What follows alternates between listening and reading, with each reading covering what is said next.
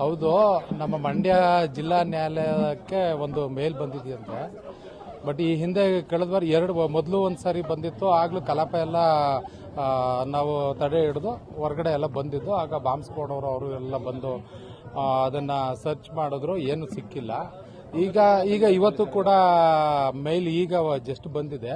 ನಮ್ಮ ಕಲಾಪಗಳೆಲ್ಲ ಪ್ರಾರಂಭ ಆಗಿದೆ. ಕೋರ್ಟ್ ಕಲಾಪ ಎಲ್ಲ ನಡೀತಾ ಇದೆ, ಡಿಸ್ಟಿಕ್ ಕೋರ್ಟಲ್ಲೂ ನಡೀತಾ ಇದೆ. ಇನ್ನು ಈಗ ಬಾಂಬ್ ಪೊಲೀಸ್ ಇಲಾಖೆಯವರೆಲ್ಲ ಬಾಂಬ್ ಸ್ಕ್ವಾಡ್ ಅವರು ಬಂದು ಅದ್ರ ಬಗ್ಗೆ ಎಲ್ಲ ತನಿಖೆ ಮಾಡ್ತಾ ಇದ್ದಾರೆ, ಪರಿಶೀಲನೆ ಮಾಡಿ ಹೇಳ್ತಾರೆ. ಬಟ್ ಕೋರ್ಟ್ ಕಲಾಪಗಳು ನಡೀತಾ ಇದೆ. ಇದೊಂದು ಹುಸಿ ಬಾಂಬ್ ಇರ್ಬೋದು.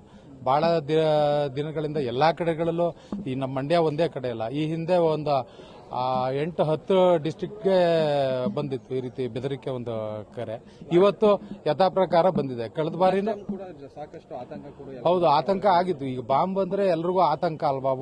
ಯಾಕೆಂದ್ರೆ ದೊಡ್ಡ ಮಟ್ಟದಲ್ಲಿ ಜನಸಂದಣಿ ಇರತಕ್ಕಂತ ಒಂದು ಸ್ಥಳ ಇದು. ಕೋರ್ಟ್ ಇದು ಡಿಸ್ಟಿಕ್ ಕೋರ್ಟ್ ಹೆಡ್ ಕ್ವಾರ್ಟರ್ ಇದು.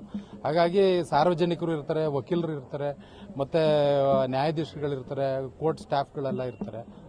ದೊಡ್ಡ ಮಟ್ಟದ ಒಂದು ಜನಸಂದಣಿ ಇರತಕ್ಕಂತ ಜಾಗ ಇದೆ. ತುಂಬಾ ಆತಂಕ ಆಗಿದೆ. ಯಾಕೆ ಬಾಂಬ್ ಅಂದ್ರೆ ಎಲ್ರಿಗೂ ಭಯನೇ. ಈಗ ಹುಸಿ ಬಾಂಬ್ ಕರೆನೂ ಕೆಲವು ಬರುತ್ತೆ. ಸಡನ್ ಆಗಿ ಏನಾದ್ರೂ ಒಂದು ವೇಳೆ ಅನಾಹುತ ಆದ್ರೆ ಅದನ್ನ ಇದು ಮಾಡೋದಕ್ಕೆ ಆಗೋದಿಲ್ಲ, ಬೇರ್ ಮಾಡಕ್ ಆಗಲ್ಲ.